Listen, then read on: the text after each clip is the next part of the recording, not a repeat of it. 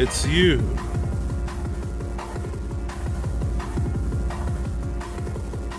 It's you.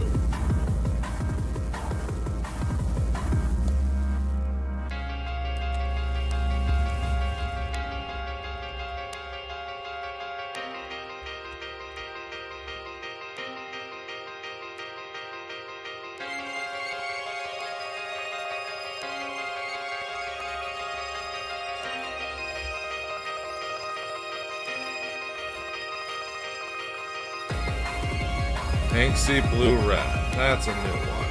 That's a new one. Just kidding. No, it's not. Ha! Get got.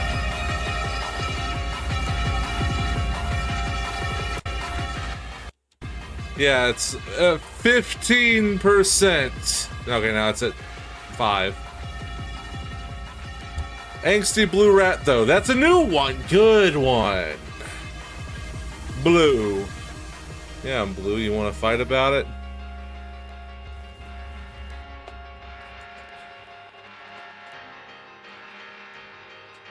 You want to fucking fight? You want to go? You want to fucking go? All right.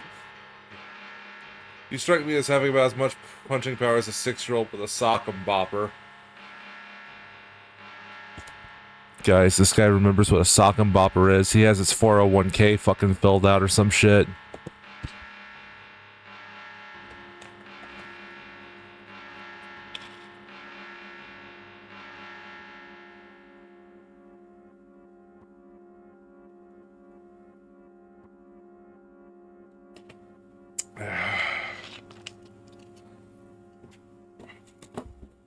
And the one thing you invented as a teenager that you can't escape as an adult. Your overpowered power fantasy OC. I can rip apart a battleship with my bare hands. But you don't want me to. You don't want me to. Do ya? So hi, Diamond. Hi. How's it going, Diamond? Diamond gave me some very nice compliments. Stuck in a home. He's Homestuck. Also Troll Plus. If I had forgotten where we left off, this scene would have jump scared the hell out of me. Cal's dead. There's 2 Daves and a stack of playing cards. Let's fucking go. This is the song in the Homestuck soundtrack that sounds like Kingdom Hearts. Now I see everything. Yes.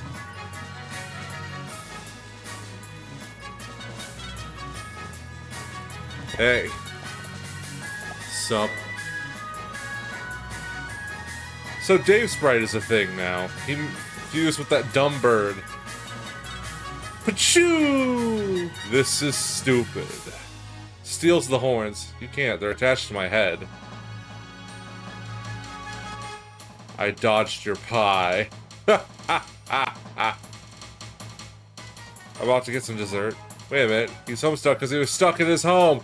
Oh! Okay, why didn't the pie happen, though, is the question.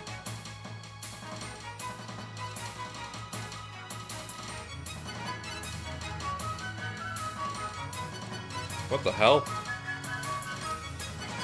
I could do that real quick, but I have to go into this and see why the pie isn't working. Now, let's see. Da-da-da-da-da-da-da-da. Ah, so many redeems, so little time.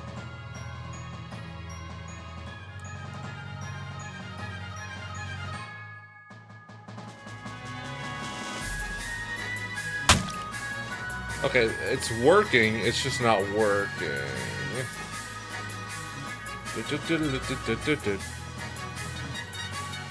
Alright. Thank you. That.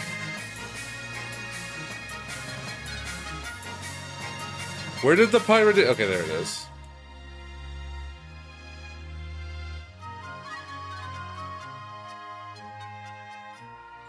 Alright, looks like I'm... Also, the fuck is Homestuck? Never heard of that game.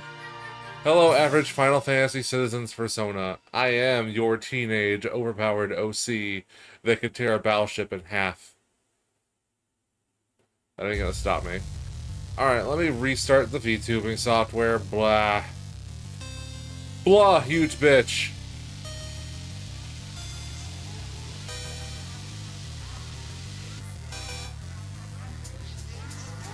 No power, but we have some extra cords to help give us net and some power.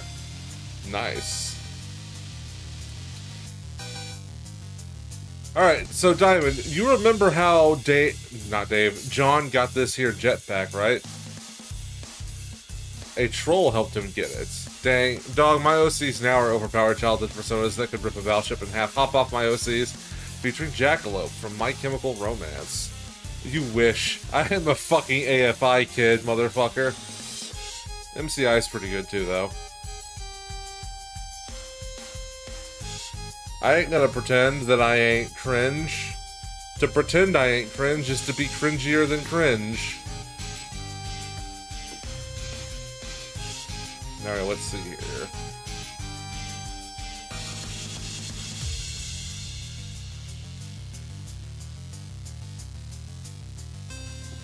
Wait, why do I still have the piercings? What in Sam Hill? Okay, there we go.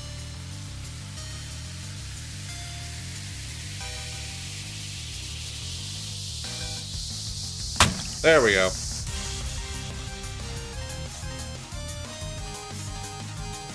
Florida, that AC's one. Yeah, they got to him, told him not to go fight the boss, but he's weak as fuck, so David's like, go back in time and either save or stop him or something. Yes! Good job! Okay. Yes, Sassy, it is worth exactly that reaction.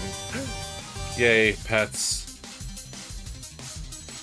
And you're jumping into the middle of this story. I have uploaded all the other parts I did to my YouTube channel. I'll share it in the channel. I'll share that later in the fucking Discord. You might want to dip out of this one if you're not in the mood to hear me just read. Then again, if you are down to hear that 200 plus IQ is coming in clutch for real? Yes. Now, Rose. Pester Dave. She's got fucking purple cloth all over her room, and Dave's room. He has an Xbox One Series X! Whoa! Chat, this predicted the future. This is posted in 2010, my dog. Remembered like a boss.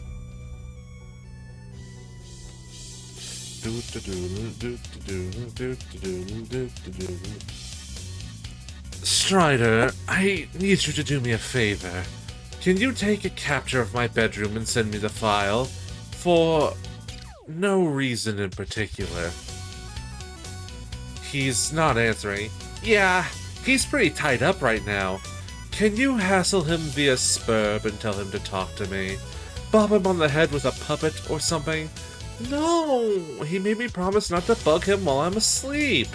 Can you do it anyway? Blah, blah, blah, blah, blah. Ah! The blood of my comrades! The blood of my family! No!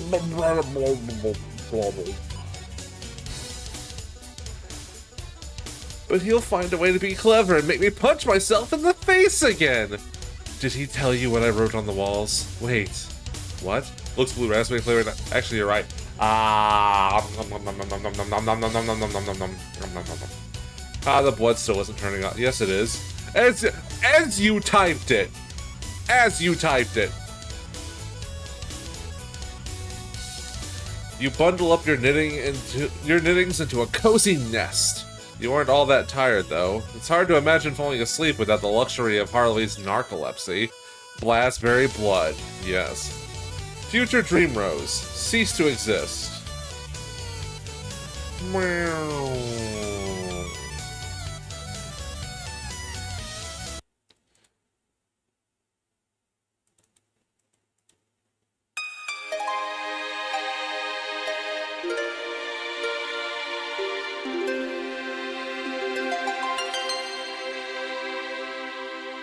chat, she's eepy. Bro, look at the kitty. Yes, the kitty has the yarns.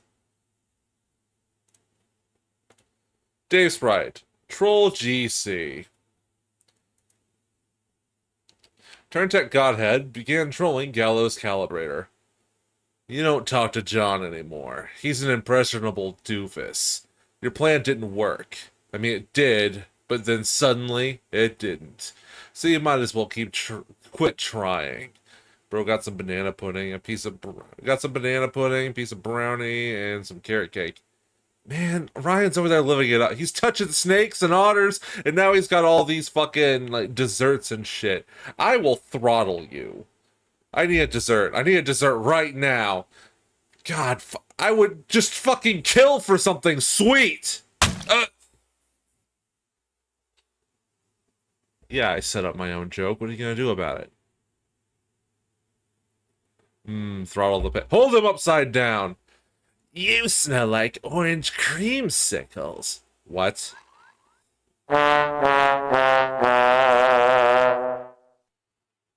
gonna bust. What? You're aliens. Do you even have orange creamsicles? Of course! What kind of awful civilization wouldn't invent orange creamsicles? Not one I'd want anything to do with. Okay, pretty far-fetched, but whatever. No more hijinks from you, because I'll make sure they won't work. Well, obviously I knew it wasn't going to work. My friends had been talking to John from the future. Your future. Where he's not dead. So there was no way what I did was gonna kill him. I just wanted to mess with him and stuff.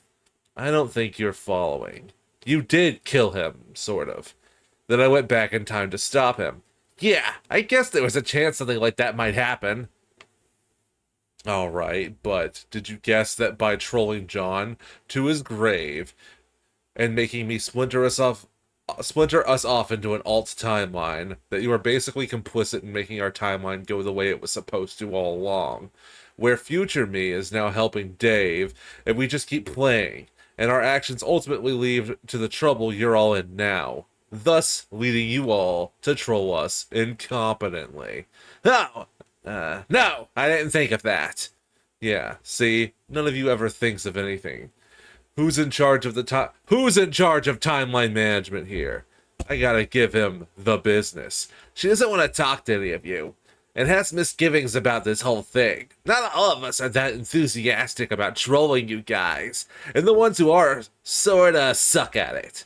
Well, at least you got John to off himself, so I guess you're not totally incompetent like the others. Wait, like that awful rapper. Boy, hi, Miles. Hi, Miles. Miles, little Dickens. Nice hair. Thank you. I've been growing it for a long time. So, John actually did what I said? Yeah, I'm telling you. Huge pushover. He'll do what you say. Unless it happens to be for his own good. Then all of a sudden, he's a tough nut to crack. Go figure. Now I feel kind of bad. Are you sure I can't talk to him? Even if it's just to apologize?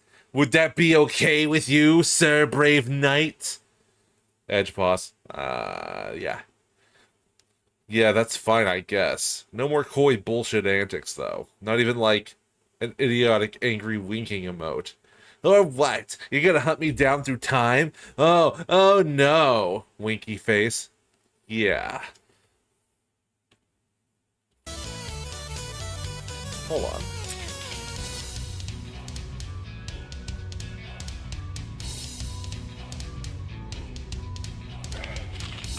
You do realize I'm way higher up on my Esh ladder than you. Even if you are from the future, are you sure you want to get your clock claimed by a blind chick? Even if that's true, I just merged with an impaled orange goddamn bird, and now I got all these crazy powers. Ugh. Self-prototyping. So dumb. This is why you all screw up so bad. Always bending the rules like that. Oh well, can't stop you now, so might as well drop it. Hey, Dave. What? I've been researching some of your Earth soap operas. Is this you? Oh no.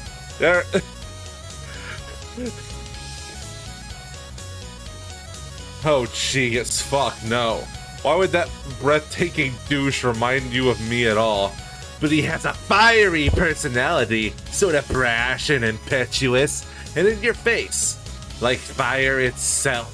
Now I know you're bullshitting me. Do I seem like the kind of guy who'd accept a magic ring from Whoopi Goldberg to awaken some egregious homo fantasy for a ripped blue dude's mammoth eco-friendly bulge? That guy's an asshole who needs to be sealed in a duffel bag and whipped something ungodly with a bamboo shoot. Who's Whoopi Goldberg? Who cares? Okay, I made some modifications. This is so you, Dave. Come on, admit. Went for blood. Drew on the sunglasses, made his shirt logo, drew on the sword.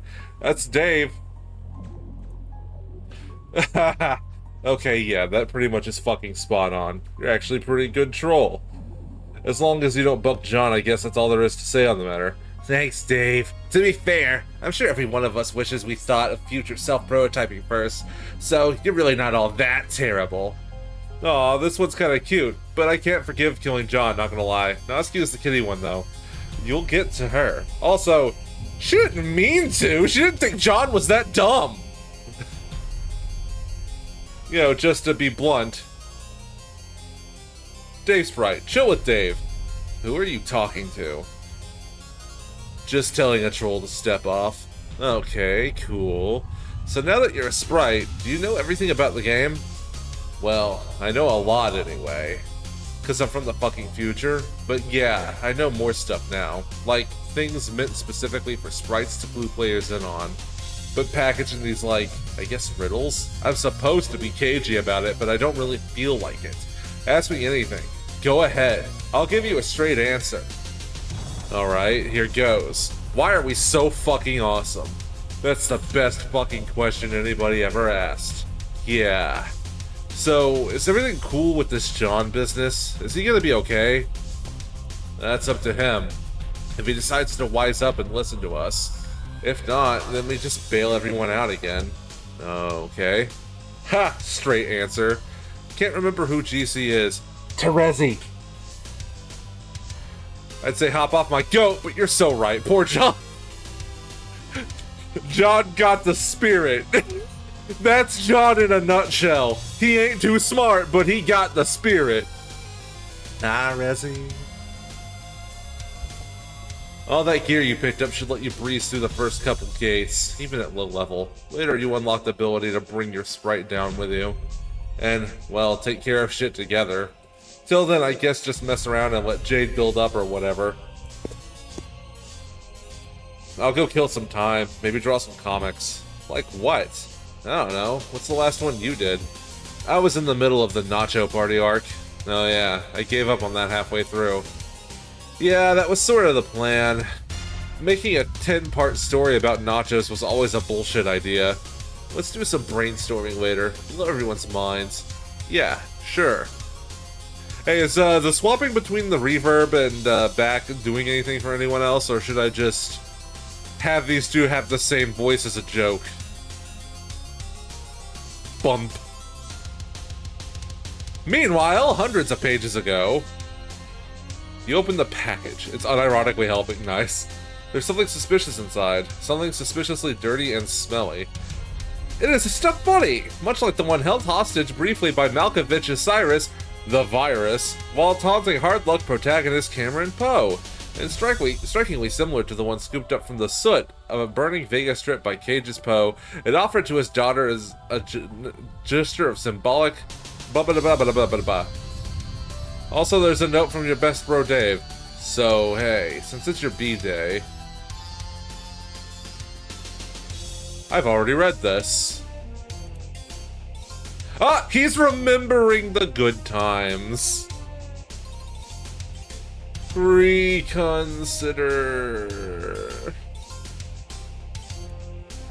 John, get pestered by Dave. Did you blast off like a spazzy douche yet, or what? Yeah, of course! There was no way I wasn't trying out this sweet ride. God damn it, what do I have to do to make you believe me? fist bump my future self until I get bloody knuckles and write you an even sappier birthday note in my own blood on a Back to the Future poster? Relax, I'm not going through the gate. I'm just flying around, having a good time in the sky. Oh, okay. So you believe me then, about future me, like him turning into a floating sword bird. Okay, I don't know anything about that, but it doesn't matter! You're my best bro! And if you say not to go, then I won't go. Hey, can you hold on? I'm getting trolled again. Oh man, if we just conclude anything, it's that talking to those D-bags should be priority number 1. So yeah, go right ahead. Okay, BRB. John, get trolled by GC. Or CG, rather. I keep scrolling backwards through your adventure, trying to piece together how you botched this up so badly. And I keep finding these striking pockets of foolishness, like what you're doing now, riding your little red rocket, like you are a freshly hatched human larva, and this is just all a big school hive rumpus respite. Humans aren't hatched as larvae, dummy. We don't hatch at all. We're born as these little pink monkeys called babies. Bullshit! That's not what you just told me. What did I say? I'll paste what you said. I thought you didn't like going down that road, copy-pasting future past conversations. Why would I have a problem with that? I don't know, that's just what you told me. Whatever, look. This is really weird. What's so weird about it? Well, normally humans hatch from like these slimy pods that we wriggle out as little pink larvae. Oh, really? Huh, maybe we have more in common than I thought. I was punking you, dude! Or at least I will be in our next conversation. Thanks for the great prank idea. Ah! Why would you trick me about that? What was even the point? I don't know. It was just a friendly prank. Don't you ever play pranks? I mean, of course you do. You just tried to prank me. Good. Like, one of you just tried to prank me. Good. What? No. You'll find out. Well, fine. I guess you got me back, sort of. For my trolling, even though you haven't read my worst trolling efforts yet, because they happen in your future. And even then, you didn't mind much. Almost like you were delighted to hear it. Kind of perverse, really. What's wrong with you? Well, we're friends by then, aren't we? Or like, reverse anti-mutual friends? What the hell does that even mean? You almost sound like that one old guy when doing the troll voice. Which old guy? Which old guy? Look, you're gonna have to face it at some point. You're learning the meaning of this human emotion called friendship. Stream title! Is friendship really an emotion? Yes, absolutely. Bro said that like it narrowed it down. It's true. I guess it's hard to see how we become friends. This is so frustrating! Every time I go farther back into your past and talk to you, you say stuff that pertains to my immediate future. And then you won't explain to me what's going on because it's already old news for you. Dude, you've been doing the exact same thing! But he's like super nasally. That also doesn't narrow it down. What's he from? What shows? I guess it's hard to see how we become friends. Oh wait, no. I've done no such thing. I've been exceptionally informative and helpful. If justifiably acrimonious. You never answer my questions, though. How am I supposed to know what's going on or what you're alluding to? This game is kind of a game of a million guides. Everywhere you turn, there's another way to figure out what's going on. So please, go secrete me an Earth River through your strange human tear ducts. You've got sprites, exiles, guardians, consorts, time-hopping future selves, mystical dream oracle doppelgangers, and if that wasn't enough, your particular group of players is lucky enough to have us to give you the scoop on stuff. Through a sort of subversion of the whole damn thing. Even though we hate you, and even though the fact that we hate you is an immutable fact, as unalterable as this writhing, knotted hell of a timeline, choking us all to death. It does not mean we have any reason to withhold any information from you, or dish it out through crypto-baffling mind-fuddlery. So go ahead, ask me anything. Okay, what's the point of the game? Ask something else, a separate session from you. Ask something else, I already told you that. It was this whole big conversation we had. Ah, fine, where are you now? In the medium. A separate session from yours. No, I know that. You already told me. I did? Yes. In your future. Damn it! Rah! Hi, Goober. Look, Goober. Banana bread. Anyway. What I mean is, are you in your house right now, or in one of your magical lands, or what? I'm just curious, because you can see me, but I can't see or know anything about you. Gilbert Gottfried. Iago. I once saw a pair of tits that made me think, that's a really nice pair of tits. And I was thinking, I should go and touch them. Come to find out, that was a fat dude, but I still touched him.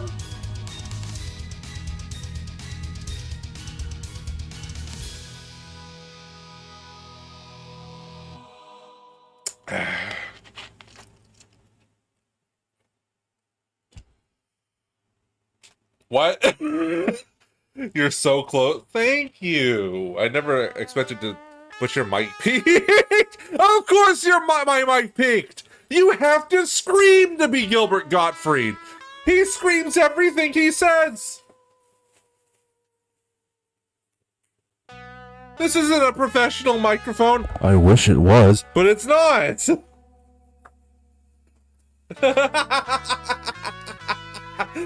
Woo! Wee, woo, wee, woo, wee, woo, wee, woo. We're hiding in the Veil. What's left of it? What's that? It's a huge belt of meteors orbiting way outside of Skya, beyond the orbit of the planets, dividing the medium from the furthest ring, where Durs orbits. Durs? The dark planet. Prospits the light one near Skya. Oh geez, how am I supposed to know any of this? You'd probably find out sooner or later from your dumb grandma. But by fusing with the sprite, she has to withhold stuff and be mysterious and all, to make your adventure seem more magical. It's so infuriating! You had to look at the APGN video he was in. That's amazing. So, the Veil is a bunch of meteors. What do you mean by what's left of it?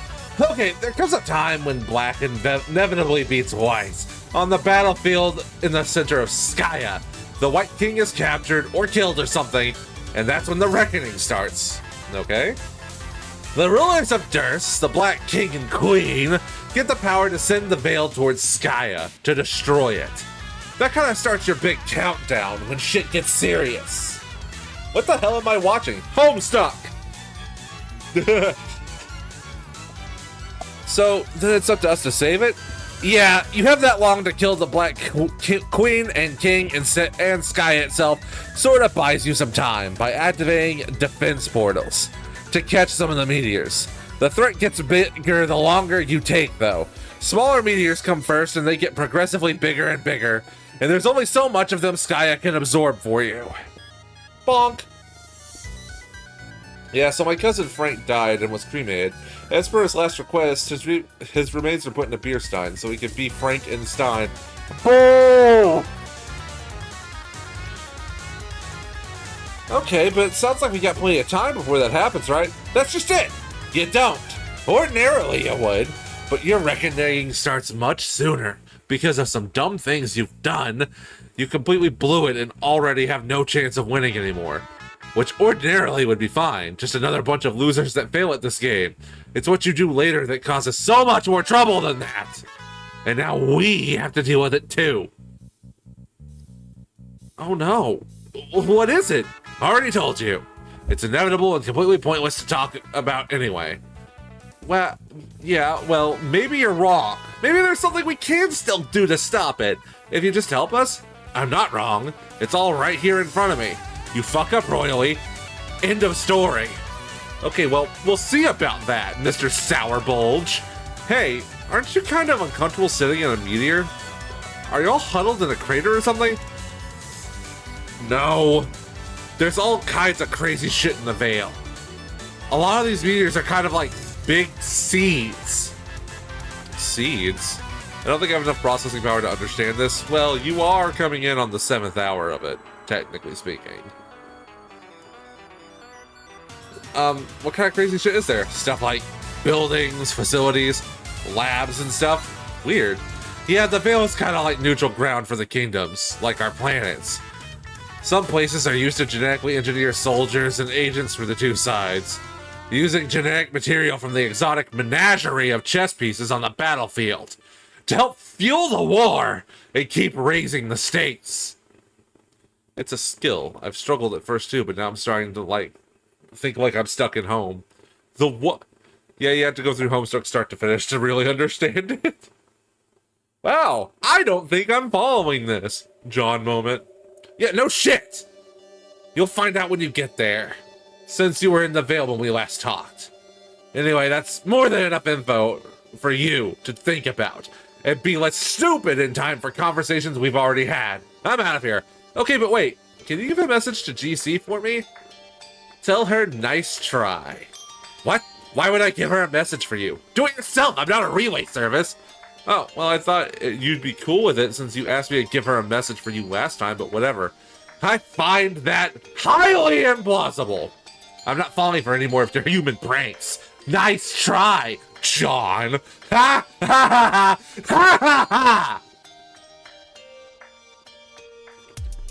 Guess I'll be sitting in a corner nibbling on banana bread pretending I know what is happening. Oh boy, I sure hope no bots show up. Alright. No one's stuck in ads? This next animation is just give it the man dark laugh. Ha ha ha ha ha ha ha! Dexter, you have failed and I have succeeded, for I am Mandark, the world's greatest mind! Ha ha ha ha ha ha ha ha ha! Ryan is ad landed. No!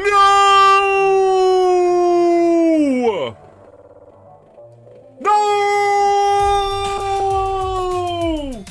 No!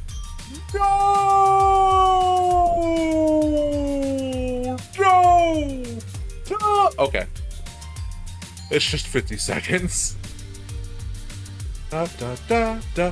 This next animation is very importante. Very importante.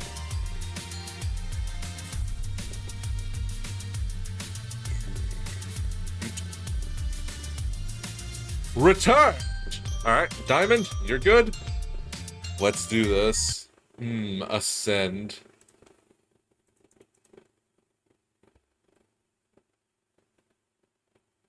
Make her a member of the Midnight Crew.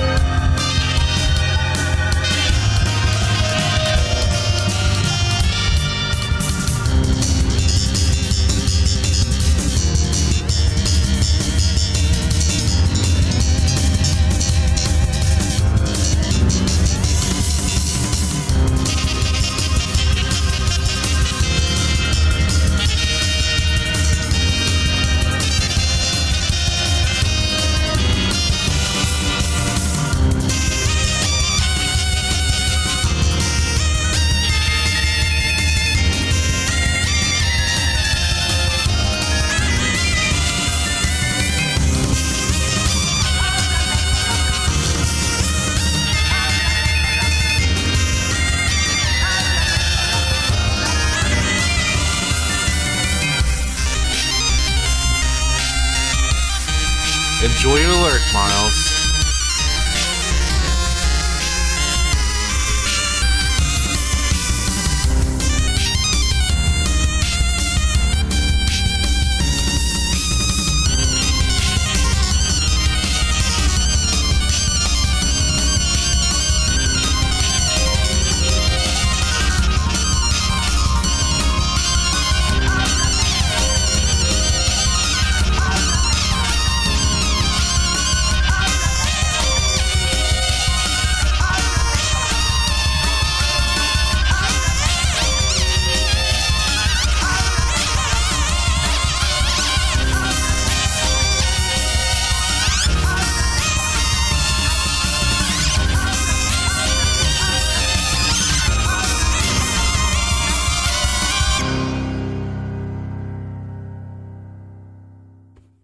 Jack is back. And that was all just year one! Huh. Red decide. The only way to get promoted around here. Jack Noah. Diamond, I accidentally spoiled that for you, and I'm sorry. But it is cool to see again, isn't it?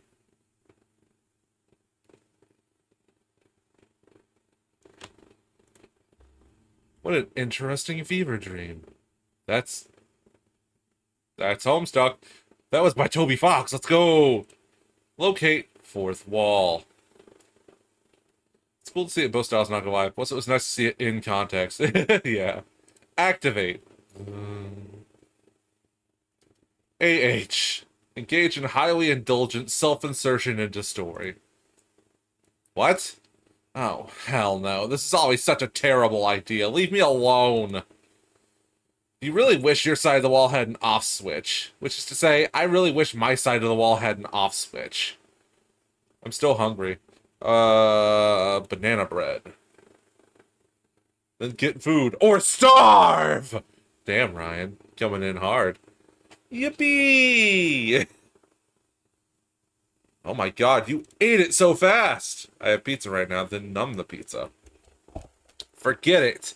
Go back to work. Okay.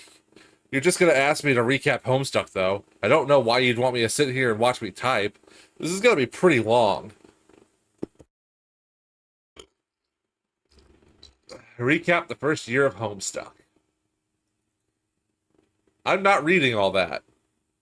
If you want a recap of Homestuck, go watch my videos.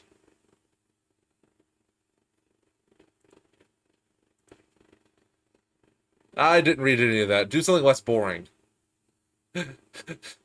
MS Paid Adventure Reader. Shut the hell up! Retrieve arm from background. Huh? Oh. Oh god, he's real! Cal, please, not now. Why don't you keep drawing Homestuck or something? Oh, but I don't merely draw Homestuck. Type, I'm about to make a joke. Okay, I conjure this intrepid fantasy-scape with tears bled from the wisdom-weary eyes of 50,000 imaginary magicians. I pull heavy drags from the brooms of inspiration with enchanted bellows marauded from a guild of churlish mythical dwarves.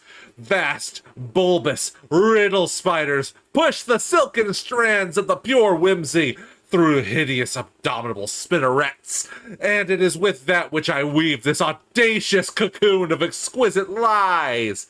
And when it hatches, a great moth of titillation will awake and roar and beat its wings.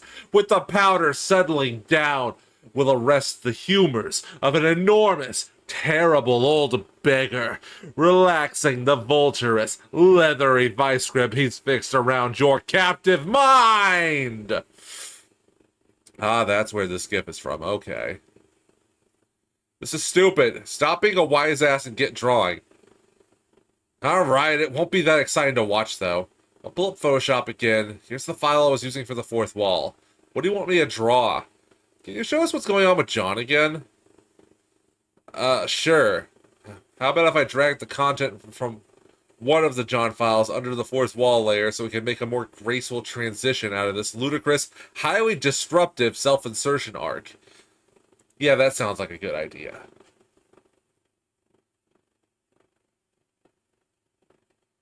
Oh, and then you can type something like switch walls view to show us what's going on with John. Here, I'll prepare a GIF file for that. It'll just take a few seconds. Go ahead. Save that. Switch walls view to show us what's going on with John. You decide that's entirely enough of that. If this website becomes any more self-aware in a playful, self-depreciating, yet weirdly self-aggrandizing manner, you're gonna go drown a bag of puppies in a sewer.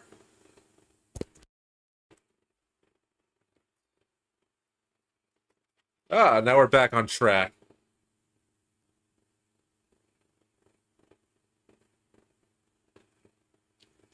Ah, Barks root beer. It's what us before us ends need. If the headset kitties I gently committed an atrocity. Answer GC. There she is, chat!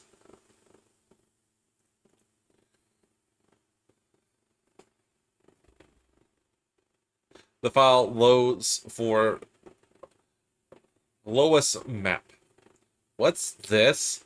It's your world map with your second gate labeled, so you can go there. Oh man, let me drop everything and go there because I'm in such a hurry to take more of your advice.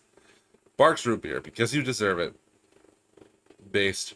John, please, give me one of your human breaks. I feel awful about killing you.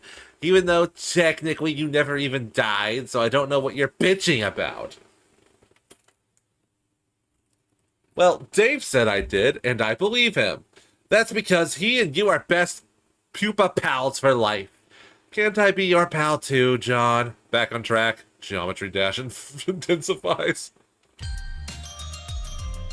I don't know. I thought you were okay for a while, but now you're kind of giving me the creeps. Jegus, John! What? I am invoking the name of your Earth Jegus to express frustration. You mean my Earth Jesus? I don't know. Do I? Do you have a troll Jegus? John, we have the best troll Jegus. You don't even know. Wow, really? Or is this a joke? It's a joke. I'm not really sure what a Jegus is. Well, neither do I guess. I guess it's pretty much not anything. John, will you please follow the map?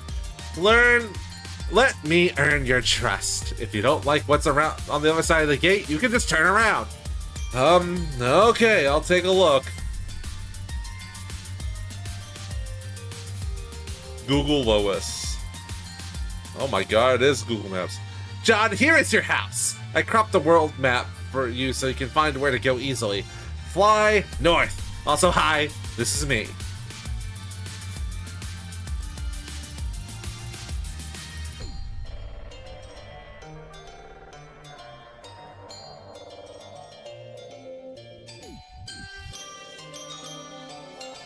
This is the second gate. Go in here. I promise you won't die this time. Unless you screw up badly all by yourself. It's so pretty, so blue. John, proceed to the second gate.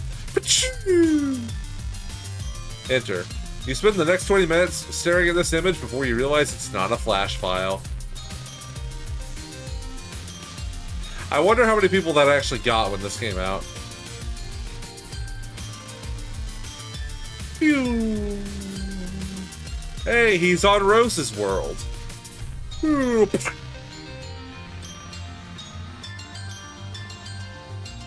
John, get up. Despite the pandemonium of your entrance, Rose is still sound asleep. She must be really tuckered out. It looks like this little guy is awake and ready for action, though. He's adorable. You decide to name him Meowgon Spengler. Look, little kitty. John, answer Dave. Wow, okay, here a little early, but that's fine, I guess. Also, you suck at rockets. Kitty! Kibby. It's true. He is Kibby. Ah! What? She tricked me again! Who? GC! She told me how to get to the second gate, so I went through, but it took me to Rose's house instead. Another prank! Dude, you did go to the second gate. I mean, I don't know why you would listen to her again, kind of moronic, but that's a whole other issue. She didn't trick you this time. Oh, then I really don't get this. What were you expecting? This is how it works. The progression of gates is like this whole round-robin thing. cycling through each planet. Gate 2 on your planet leads to Gate 2 on Rose's. Then you build up to Gate 3 above her house, which leads somewhere else on our planet. Then you look for Gate 4 somewhere there, which leads to Gate 4 above my house, and so on. Wow. Okay. Ordinarily, Rose would have already gone through her Gate 1, but she's sleeping pretty hard, obviously. And ordinarily, you wouldn't have gone through Gate 2 until her house was built up, so you wouldn't fall to your death. But you got your cheat rocket, so that's fine. See, we all got to coordinate on this thing. Okay, how do you know all about all this? Fuck, come on, dude. So yeah, you're the orange Dave. Hey, no offense, but do you think I could talk to the real Dave for a second? God damn it, I am the real Dave. You know, the one who saved your life? I'm more real, actually, because I've been through some heavy shit and already hopping around in a red-hot gears and I-beams for like a year and grinding shit out for your ungrateful ass. Here, look. Check out this code from the future that you just... Not that you deserve it. You're fucking welcome. Whoa, calm down. I'm sorry, that's really not what I meant. I mean, of course you're a real Dave. What I mean is the Dave from my time who was also my friend, and I guess he's in the same boat I am, not knowing stuff and all. And I'd feel bad keeping him out of the loop. Yo. Oh, hey, I think I pissed off your future self. What'd you do? I said he wasn't the real Dave. I think I might have really hurt his feelings, though. Psh, don't worry about it. Why not? Because I wouldn't give a shit, and he's me. Okay. I'm in Rose's room, by the way. What, really? Yeah, but she's asleep. Okay. Don't go anywhere. I'm coming down to the computer. Okay. Dave is here. He wants to use the computer. Probably should help you scope out Rose's room and snoop stuff. I mean, that's what I would have done if you were alive. So I'm gonna go. Use these flappy ghost wings to tear shit up in space or something. Sure. Hey, Dave? What? In case I forgot to say before, thanks for saving my life. Yeah. John, Snoop. Okay, I don't know what you're doing here, but I think we can both agree that you've got to rummage through as much of her shit as possible before she wakes up. Man, I don't know how I feel about that. I don't really like the idea of capering around her room while she's asleep. It feels weird. I'm gonna wake her up. Dude, no, come on. She's out like a light anyway. It was some kind of like weird future thing that happened that made her sleep. A future thing? Yeah, shit doesn't get more clear than that. Well, yeah, she won't wake up, so I guess so. But I'm not snooping. Fine, don't. But here, just do this one thing. You see 2 notebooks on the floor behind you. Yeah, they look sort of like journals. I don't think I should read those. You don't have to read them. I'm not telling you to. What kind of prying tool do you take me for? Just pick them up. You know, like, tidy up a bit since you made a royal fucking mess dump of her room just now. Okay.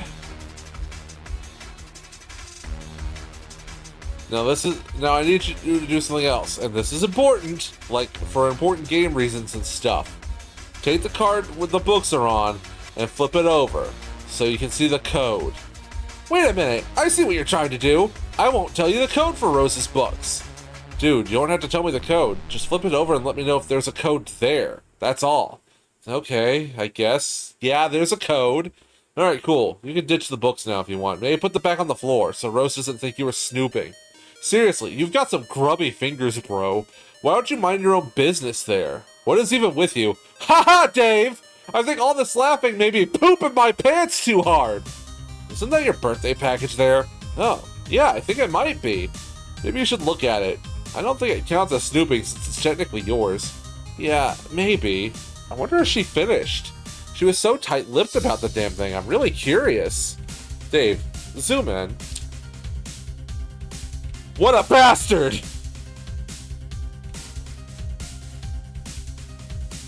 Oh, Rose is on Durst. Yeah.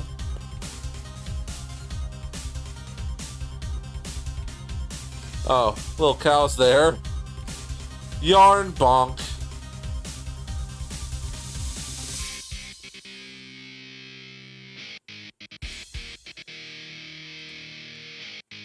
Hello, sailor. John, check Rose's bookshelf. You eye your birthday package again curiously. It's awfully tempting to peek inside, but you feel guilty about it for some reason, even though it's yours anyway. You suppose a perusal of her bookshelf would be harmless enough. Just a bunch of books. The knowledge within is meant for everybody. Dave pesters you with the message, but you decide not to bother dignifying with the whole pester log ordeal because it's probably just him being a truculent jackass again, so screw him! Look at a book. The Ocean, Charles. The big man has the answers. Charles Barkley. You find a book full of beautiful poetry and groundbreaking philosophical thinking by American sports legends Charles Barkley. These are words to cherish. This is a man to treasure. Take book. You capture log Rose's autographed copy of This Ocean Charles. Jewels of wisdom like this don't just fall into your lap every day, and shouldn't be parted with lightly. You doubt she'll mind if you borrow her book. She's always trying to get you to read her weird books anyway. Oh, just open the package already. You can't take it anymore. You're gonna see what's inside. John, I never got to thank you properly for your gift. Yes, the words were there. Language compromising the familiar veneer of gratitude, rubbing off with each tired favor traded for a God bless to a sneeze or a few pennies cradled in a receipt. Perhaps it's the deplorable romantic in me, but I thought your present and your friendship demanded reciprocation surpassing by some degree of the utterly meaningless. The proper thanks I would...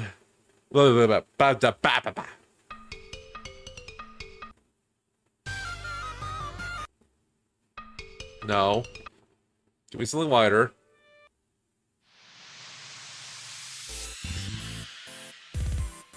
Okay.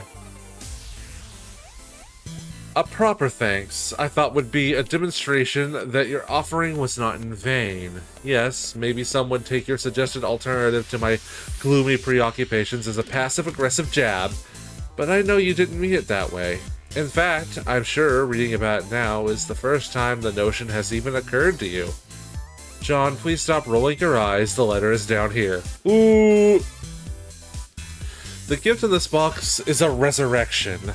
I used your present to thread life anew to a tattered heirloom. As long as I can remember, its black, greasy appendages have been tethered limply to its ratty, porous carriage, too delicate to wash, too dear to discard. I used to love this rabbit. Now he's yours. I trust you'll find this adequately sentimental. Happy birthday, Rose. John, put the money back in the box. This gift from Rose is so cool. 2 sweet bunnies and 1 birthday? What are the odds? In a fit of enthusiasm, you shut up and jam the bunny back in the box, executing a textbook chaos dunk. Millions would have perished if everything in the ocean weren't dead already, that is. You gently chaos dunk the fragile bunny back in the box and capture log it. This is such a nice present. We'll have to write Rose a thank you note and tuck it under her hairband or something. Wait, no, that would probably be creepy. This bunny reminds you that you still have a salamander in your Silodex. She is holding the bunny Dave got you. It's sort of uncanny how similar they are, aside from the knitted enhancements. Seriously, what are the odds? So weird. John, deploy beloved daughter. You release dear precious Casey. She was probably getting angsty in that card, and you think you'll leave her here with Rose. A dangerous quest is nothing to embark on with a sweet innocent little girl stashed in your inventory. You aren't actually sure if she is a girl, though. You don't even know if salamanders can be girls. Aren't they hermaphrodites or something? You don't know anything about biology, unless it is biology that has to do with ghosts and slime. But even then, you don't actually know anything. You just sort of, like, pretend you do? Uh-oh, looks like a troll is bothering Rose. Answer troll. I'm supposed to antagonize a few members of your trivial species. I have to start somewhere and somewhen, so I'm starting with you and now. It's going to be pointless and unpleasant, mostly for me. Actually, you know what? I'm not really feeling this at all. Goodbye. She's not here right now, she's asleep. But okay, see you. Is this your human sarcasm that I've heard about, that you always use, that is basically a terrible way to communicate? No? I thought that was the thing you did. The rose human, specifically. Oh, yeah, that's me. I am the rose human. Look at me. I am so smart with all these snooty words and complicated things to say. I am the queen of books. Okay, these are definitely insincere statements. Why do you work so hard at being awful? I'm so burned. These burns are crazy. Can we just cut to the chase and be friends already? These cat and mouse games are so dumb. You know we're just going to all be friends at some point anyway. Have we spoken before? I don't know, maybe. It's hard to keep track with all your time nonsense. Now that I think about it, it is pretty conceivable that I will talk to you again in the past after this conversation. That's because you guys always had to do things the hard way. The dumb way. I should figure out how the viewport feature of this application works so I can see what such a primitive creature looks like. Haha, well I know what you guys look like. You look kind of like Howie Mandel from Little Monsters. Even though, to be perfectly frank, he was kind of a big monster. Because he was a big goofy adult, and Fred Savage was like his child prankster sidekick. Is this an adversary you have encountered on your quest? No, it's a movie. You should ask John about it because he thinks it's awesome, which it is. It seems to put stock in John's assessments of things, even really uninteresting things that are pretty terrible to listen to. He is either the leader of your party, or you hold him to whatever the human equivalent of mating fondness for him is. Yeah, I got him this cool bunny for his birthday. It's because and it's nicely knitted and everything, because I'm basically in love with him. You are right. Okay. Heh, just kidding. I'm sure John knows it's because I'm really thoughtful, and I bet he really appreciates the present, and I would say thank you if he was here. Okay, human courtship is definitely a strange thing, and it's sort of blowing my mind listening to this. I think I'll talk to someone else now. Well, why don't you talk to John? Maybe. When along his timeline would you recommend communicating with him? I don't know. Oh man, I don't know. Why don't you pick the time that would make the most complicated mess out of everything imaginable? You know that's what you're gonna do anyway. Considering that you're obviously not that smart, and basically understand whipping bug-winged fuck all about even the most elementary temporal mechanics, I'm a bit perplexed as to why I find myself so vehemently fondling the short end of the antagonism stick here. Kind of irritating. I'm gonna go talk to your comrades, this John human, and figure out what's going on. Okay, if you talk to him in the past, he'll understand even bug-whipped fuck all less about time, and he'll be confused. So maybe pay something from this conversation to him. I don't know. And if you talk to him in the future, he'll probably know all this stuff. Like things you've said to him but haven't said yet. And then you'll be confused. Sorry, that's just how this works. Don't say I didn't warn you. Consider me fully briefed on the matter. Until next time, Rose. Next time in the past. Yeah, bye. Oh, John.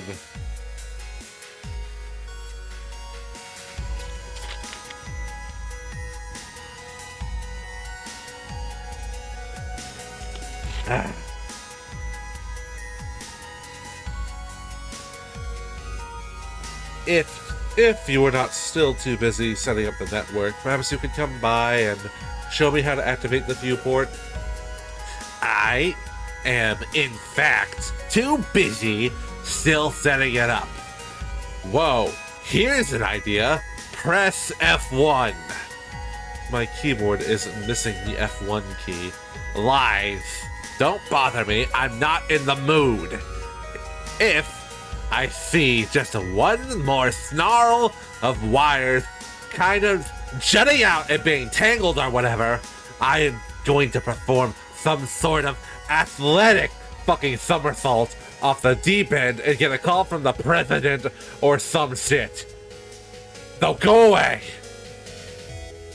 This character canonically has a lisp. I am not fucking around. I'm not trying to be offensive. I always hated reading his messages. It's not that hard. You used to like to talk more. If I remember, I was typically the one who would solicit reprise from your nonsense. So I don't know what has happened. That was before I knew we were all going to die. And no one believed me.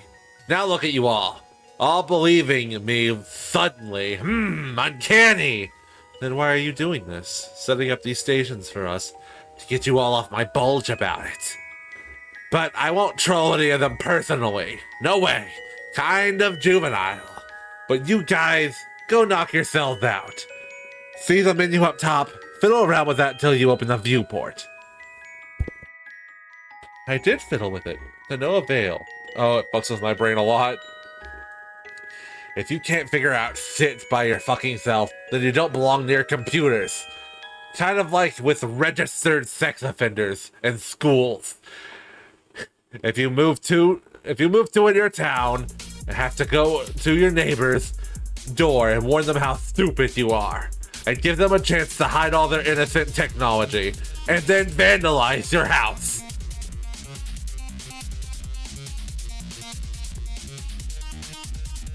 F1 bonk.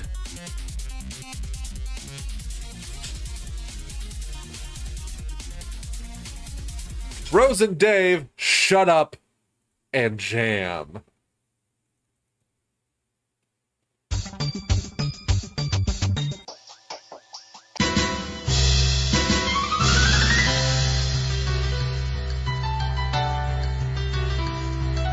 Swag, that was so out of pocket. I think Diddy 6 Cents might have started tingling after that one.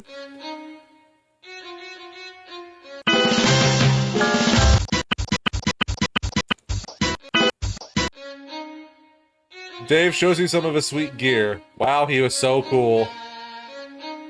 I thought that was going to be cooler than it was. Yeah, Rose, I would be annoyed at the puppet too. First, be the pony. Second, follow mom. You are now the pony. You stand outside some ruins which your beloved master's mother entered recently. Outside, you find a striking scarcity of oats or greenery or anything at all that is delicious to chew on. This is as compelling a reason as to follow her inside. I had forgotten about that joke. 2010, chat. 2010. Maplehoof, enter. You go into the ruins. Your clopping hooves echo... Clopping! Echo throughout the cavernous and foreboding environment. But you are too stupid to be nervous. Your powerful snout detects the scent of Rose's mom. She went this way. Diamond, imagine being too stupid to be nervous. Imagine the bliss that must be. Good grief, look at all this grist. A large and terrible monster must have surely been slain here. Maplehoof, collect grist. You pick up all the grist and store it in Rose's grist cache. This is entirely too much grist out of too many exotic types for such a low-level player, but you'll take it. You don't look a gift horse in the pink heart tattoo. The grist overflow is gathered in the grist gutter utility supplied by Grist Torrent. It is stored and gradually redirected to other players. I have returned. Welcome back. Maplehoof, proceed. Rose's mom stands on a small platform and disappears. You are a little nervous about transportalizing yourself as a quadruped. Grisly bisection strikes you as a very real possibility, even though you're too dumb to think of such things. All I got was being terrible at geography and history and world event stupidity. I didn't even know there was a too stupid to be nervous level of stupid. Look at Maplehoof go. What a lovely creature. John, first, be the hat. Second, find Dad. Rose stops being the pony just in time for John to start being the hat. The breeze carries you to where you need to go. You settle in front of a man in sore need of a fresh hat. He gathers the clean hat, along with a new shoe he found through similarly serendipitous means to replace the one he lost.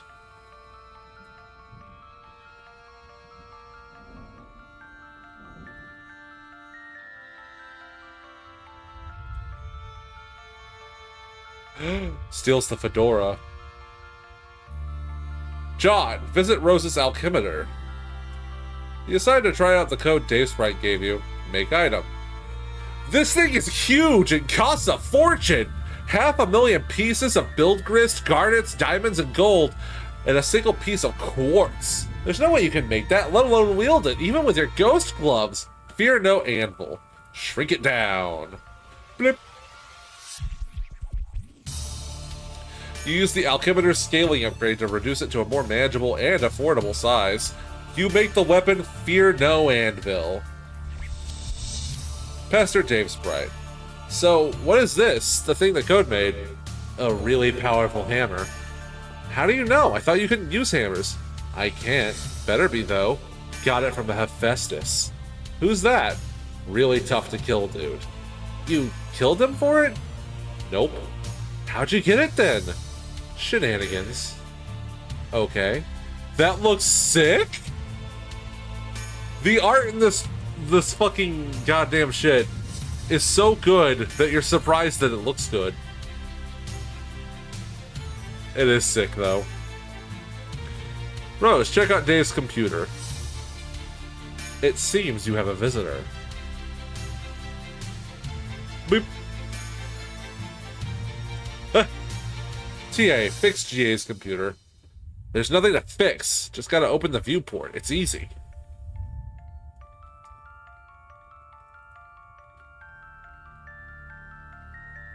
It was as easy as clicking on it, chat.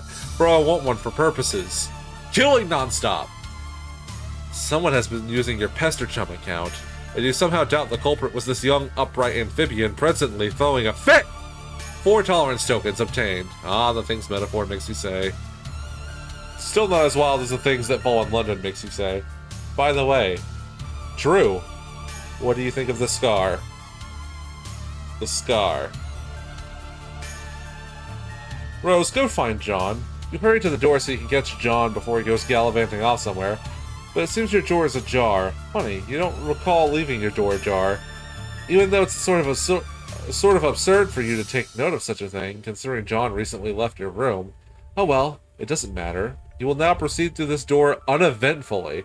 You weak little fools, I need one of these things to say whacked up shit daily.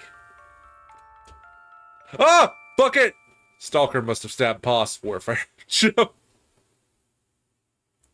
You get dumped on by a bucket full of hellacious blue phlegm and aneurysm. Gushers. As a thoughtful but mischievous thank you gesture from John. Your prankster's gambit plunges into an all-time low. You cannot hope to defeat Egbert in a prank-off.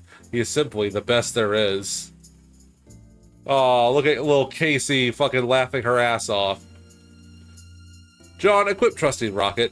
Rose obviously isn't waking up anytime soon. Might as well take some time to explore. Maybe stop by again later. Why, Dr. Meowgan, do you want to come along for the ride? It sure looks that way. Okay, hop aboard then. Adventure awaits. Diamond, say aw. Nah, you just got stabbed by Jack.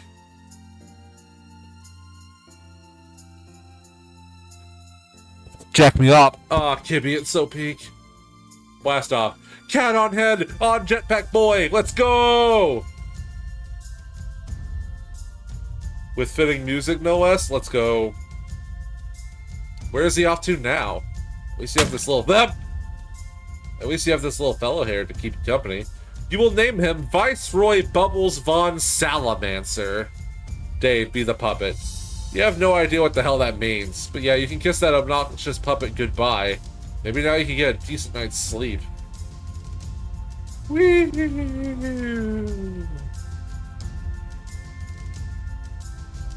Oh no, he was saved by a rocket board. Okay, this is the most ridiculous thing you have seen. What is taking place here is almost certainly illegal. You're not sure which laws are being broken, but it is probably a lot. Foip? John, explore. You spy a boat on the shore of one of the islands below. You wonder who could be out here rowing in the middle of this ocean. Hoofprints in the sand. The mystery deepens. There are many frightening and powerful monsters in here. Cocklich! Cocklich! Diamond, will you be my cocklich? Will you arise, my bone?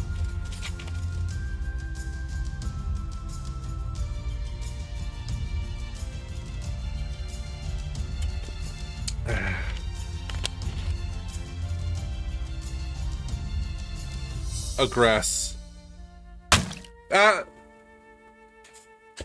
Crazy damage, bonk. You stun them with cool time powers of your awesome new hammer and then dispatch them swiftly. Bro, I'd be coming back from the dead just for one last sucky. I'd be your cockledge any day. Collect spoils. That's a good... The good Dr. Spinkler helps you gather the riches. There's a platform over here. You'll stand on it. Oh, wow, it just made you disappear. Explore lab. Now, what in the hell is going on here? Who cares? Just ride the pony already. Yes. Fuck yes. Hell fucking yes. Look at John go!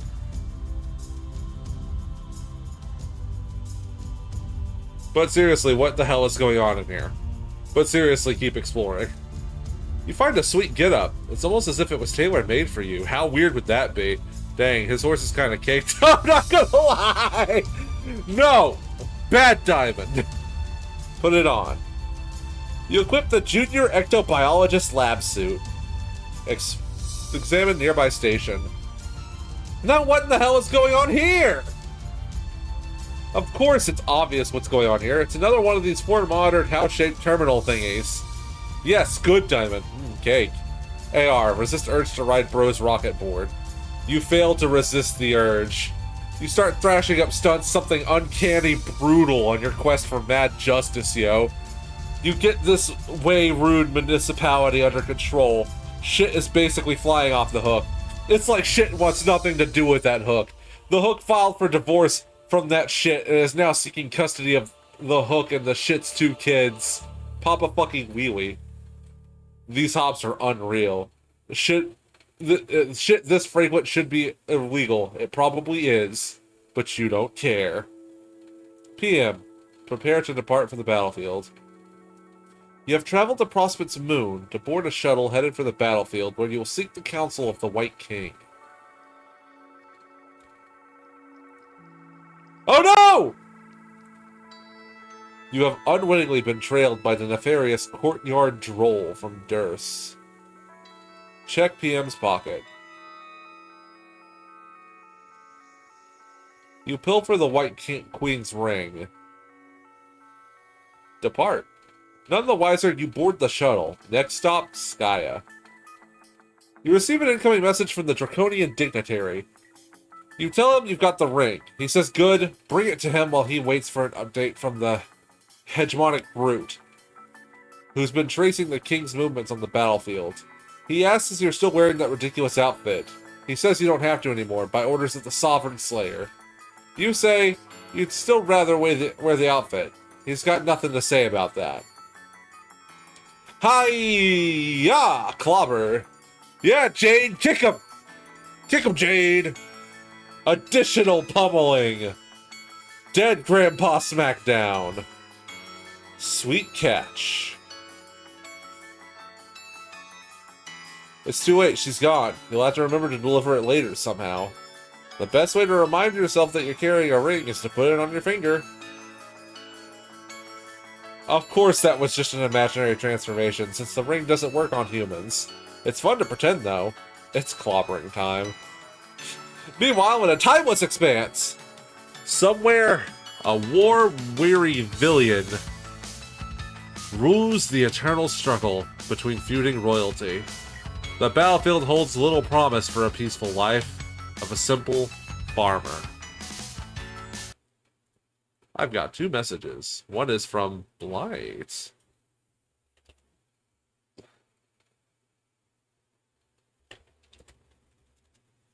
This is a bucket. Dear God! There's more. No! Sky and Skirmish.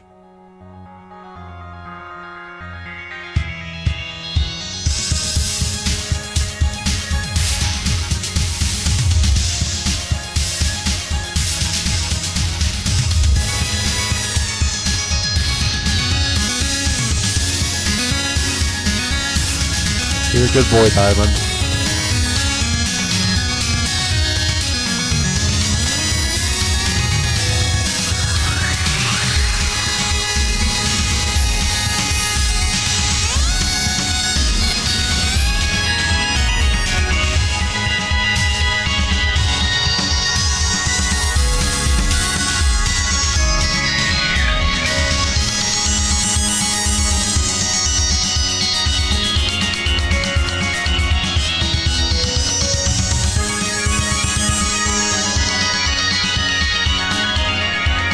Yo, is that the mayor?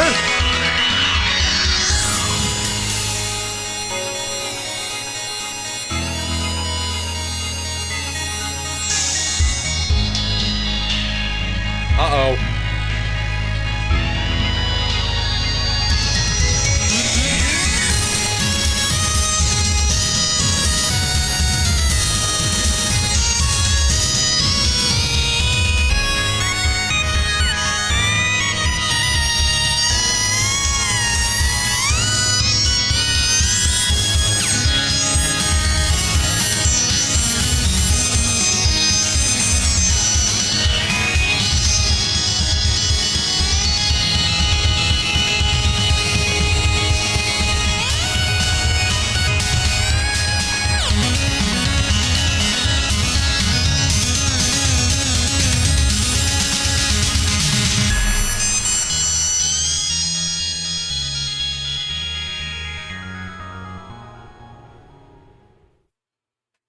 Shit just happened. Jack took the king's fucking crown. Oh no. Rose alchemized a whole bunch of cool stuff. Shit, let's be Santa. Sweet bro and hella Jeff. Shit, let's be Santa. Great boots. Fuck. Come on. Sign. Fuck. Who would even make these? Conch-sunk boots anyway. Immigrants! Bimp! The night before Christmas, and all through the house, not a creature. God bless us, everybody.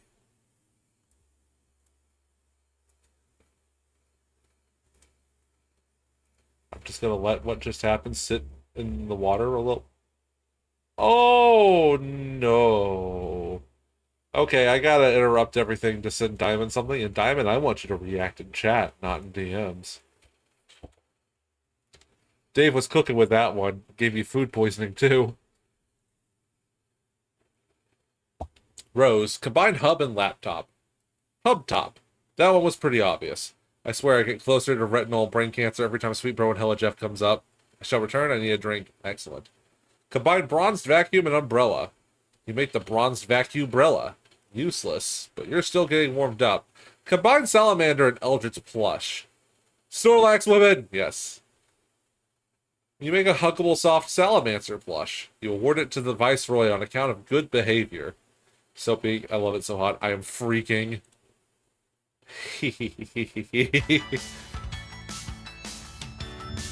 Yeah, I'm actually gonna go ahead and save what I just fucking sent him to, because damn. Yes, I'm looking at porn while streaming. What are you gonna do about it? You can't prove a damn thing. It's hearsay.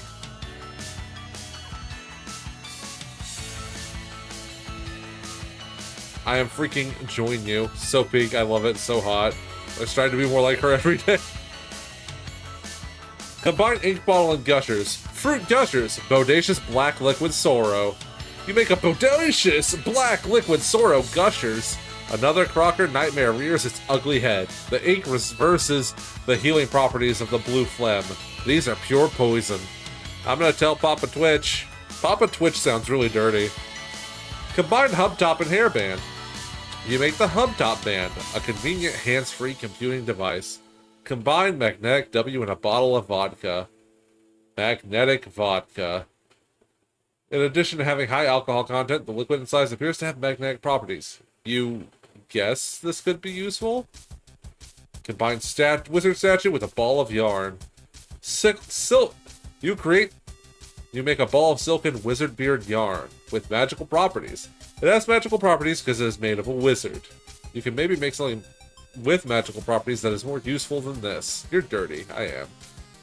Combine wizard statue and knitting needles. Needle wands. You make a pair of needle wands. They crackle with the magic energies. It's time to make something cool to wear. Combine knittings and velvet pillow and squiddle shirt. Velvet squiddle knit dress.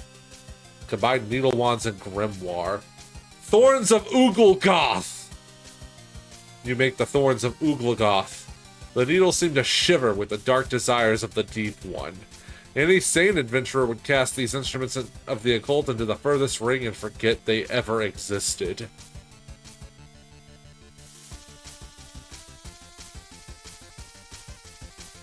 Rose. Aggrieve encroaching malefactors.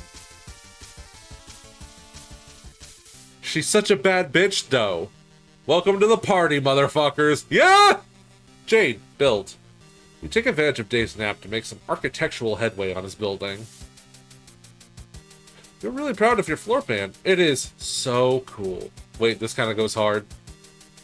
Speaking of naps, you've been asleep for some time yourself. You suppose you better wake up soon. But then your neighbor in the other tower is supposed to be waking up soon, too. It'd be ashamed if you weren't around to greet them. Rose goes hard 24/7, dude. Dave, wake up and jam. Ah! And by jam, you mean alchemize, of course. Whoa, your house is huge suddenly. Anyway, let's get this party started. Combine sunglasses and iPhone. This one was really obvious because future Dave had a pair, but he took them with him and when he prototyped himself, so now you have a pair too, so that's cool. Combine timetables and computer. The turn top. You make the turn top. Convenient computing on the go. Sort of like you have with your eye shades, but with all your important files and apps on there. Not to mention Spurb. Plus, maybe it has some weird time powers? You have no idea. You'll mess with it later. Combine Puppet Tux plus Smuppet. A red plush Puppet Tux. You upgrade your Puppet Tux future Dave made. He probably made it by scaling one of your bro's badass marionette suits with your suit and scaling it up to fit. That's how you would have made it anyway. You add a Smuppet to the mix to make it softer and more stylish red plush Puppet Tux. It's like walking around in snuggly pajamas. Action pajamas! Reminds me, I still need to get that fan version of Spurt that's being made. That's free, though. Combine Broken Cowled Scratch and Ruby Contraband. You combine a couple more items from future Dave's loot stash. The broken form of Called Scratch and some Ruby Contraband, whatever the hell that is. The resulting item costs a fortune, and you have no idea what it is. Preview item with Hollow Pad. The Broken Scarlet Ribbitar. You momentarily reconfigure your Alchemizer upgrades to make use of the Hollow Pad extension. You pop the card in the slot and check it out. The combination would produce this. Combine Whole Called Scratch with Ruby Contraband. The idea, try it, not get... I played it like a year and a half ago. It was alright. Out of curiosity, you tried to get with the whole sword. You dial back Call to Scratch's little turntable, rewinding the sword to the point in history before it was broken. Then you combine it with the red frog thingy to make the complete Scarlet Ribbitar. There's no way you can afford to make that yet. It costs even more now. Maybe you'll stick to combining items around your house for now, rather than the stuff from your future Silladex. It'll be less confusing that way. Probably less expensive. Combine Shitty Sword and Hella Jeff Drawing. Sword. You use one of your bro's really shitty swords from the fridge and print a printout of Hella Jeff to make sword. This thing is so unspeakably shitty you're having a hard time even holding it. Come on. Sword.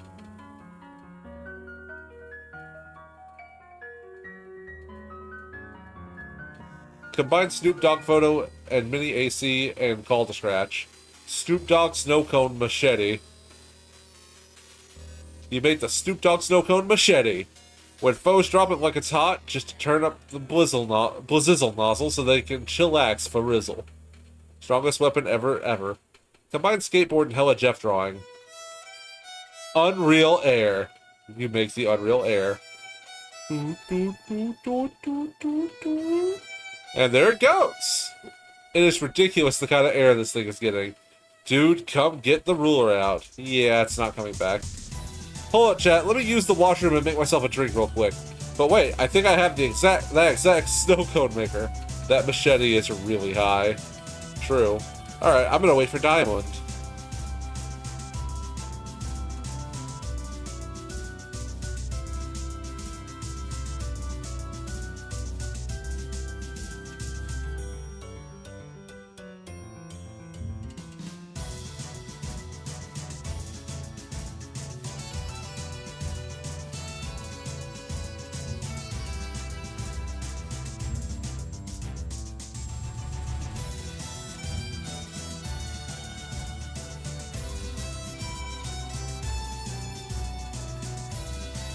We're getting even closer to Beck.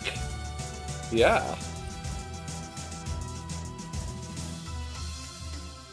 I should know someone who has a sword made out of colored plexiglass.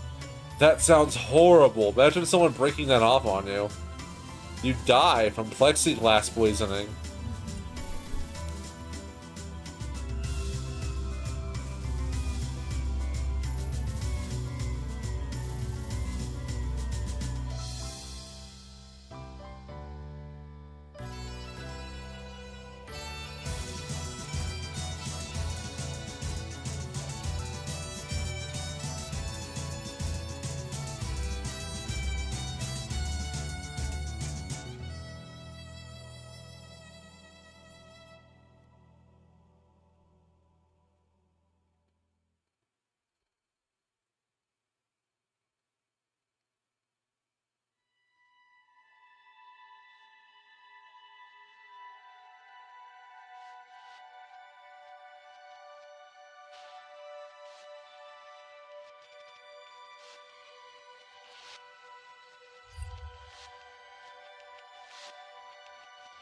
Ba, ba, ba.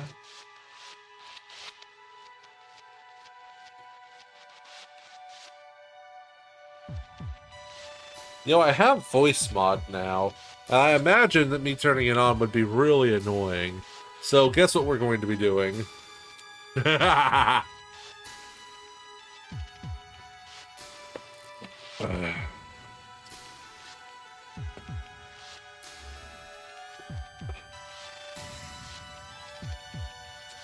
Let me just switch my microphone over to that. Let's see here. They have a proto-gen. They have a proto-gen option. I want to hear what they think a proto-gen sounds like. Can you guys hear what they think a proto-gen sounds like? Because I imagine it's not what I think a proto-gen sounds like. I'll proto your gen. How about you proto my ass? Gotcha, bitch. Oh yeah, sounds glitchy. It's an option to hear myself. Ah! That was terrible.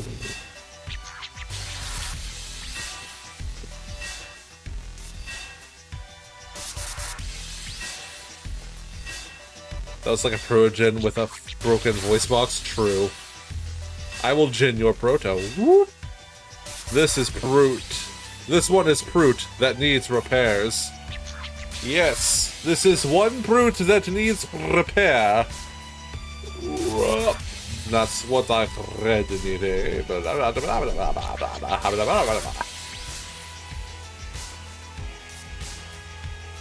I will proto your type. Prototype was a good game.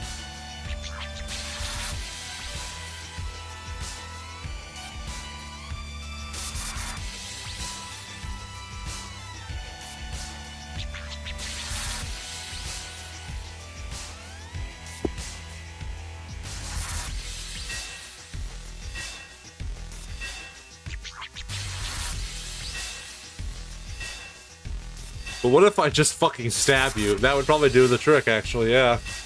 Have you guys heard that Chaozu is bizarrely fucking, meta in Sparking Zero?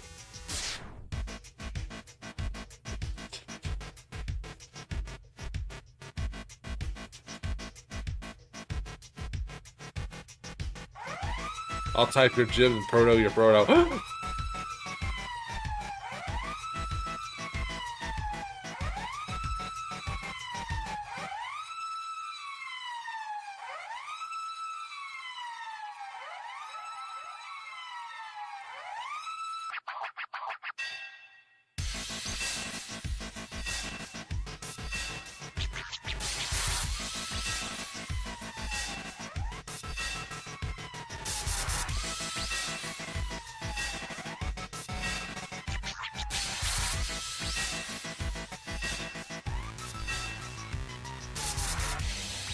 I'll spinal your cord. Oh no. Lurk! Alright, Dale, you enjoy your lurk!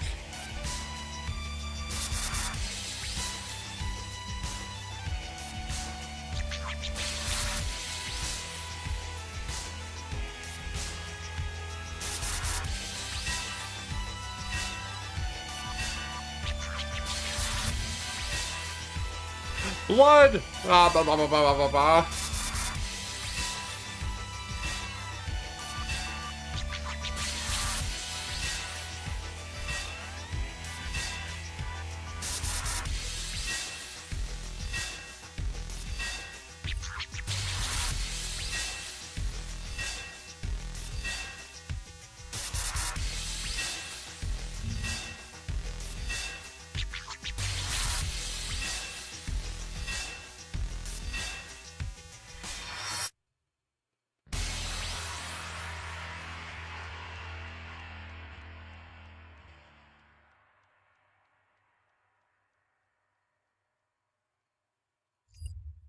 I am bloody. No.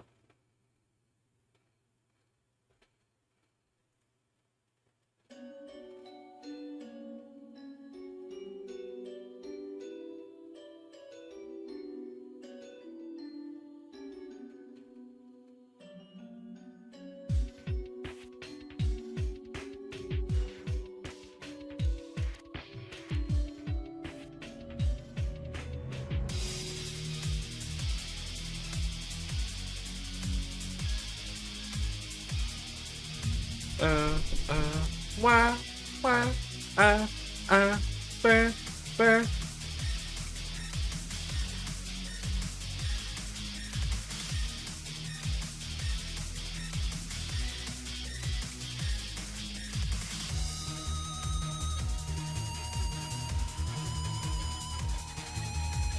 Ad landed. Looks more like oil. Well, this character's blood is blue.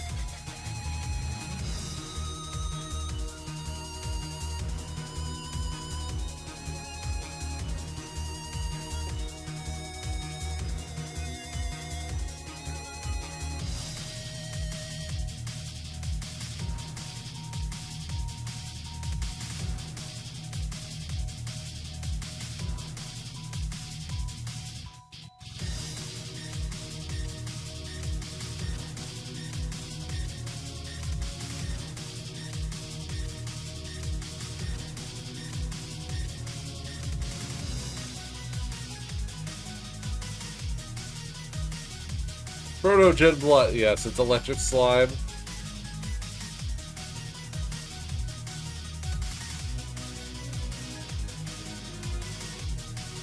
Still going, what the fuck were they at saying? I will fall in and out of love 7 times.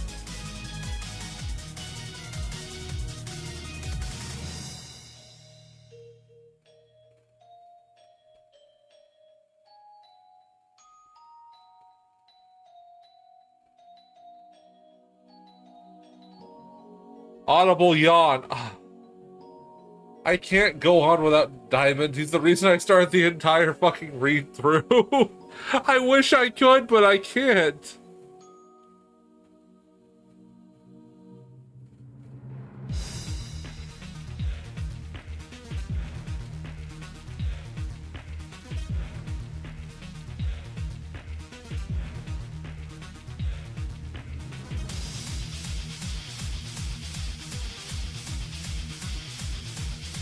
I'm just tired. Oh, okay.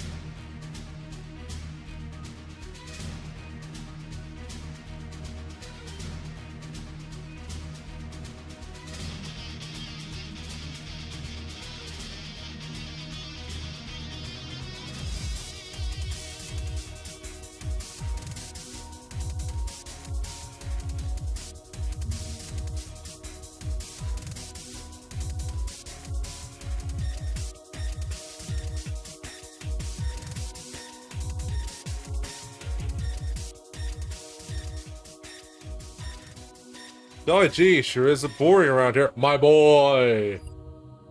Sorry that took so long. You're not sorry!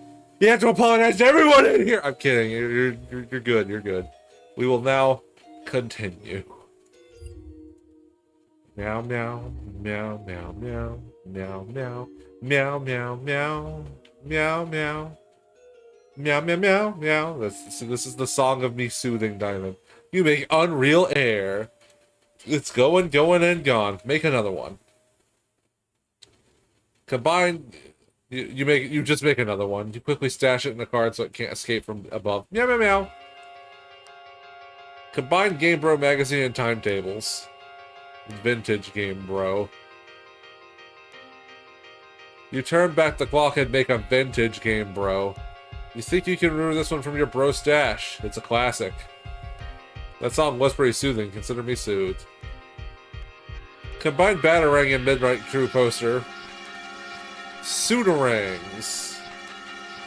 You make a whole bunch of Sudarangs because they are really cool and pretty cheap. Combine Plush Puppet Tux with Midnight Crew poster. 4 aces suited. You aren't really sure which one you like better. The red one is softer, but the black one is sort of stiff and starchy. Anyone wearing the suit is all business. Maybe you'll switch it up as the mood dictates. Batanarang. Do-do-do-do-do. Batanarang. Do-do-do-do. Combine Plush Tux and the felt poster. Yeah, that would make the felt duds. If you had some of whatever that green grist is. You learned how to punch more gooder. You can now learn the pugilist class. Combine Smuppet and felt poster. Jutting out an impudent felt plush. You make the...